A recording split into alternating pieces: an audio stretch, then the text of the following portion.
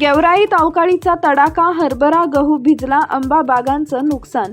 गेवराई तालुक्यात गुरुवारी दुपारी व रात्री झालेल्या जोरदार अवकाळी पावसानं शेतकऱ्यांचं मोठं नुकसान झालंय।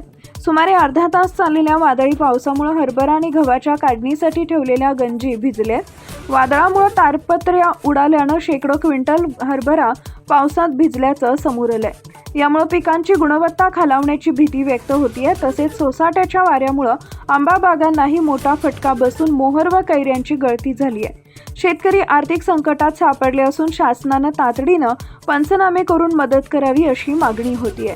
टाइम्स ऑफ महाराष्ट्रसाठी गेवराई तालुका प्रतिनिधी विष्णू गायकवाड यांचा रिपोर्ट।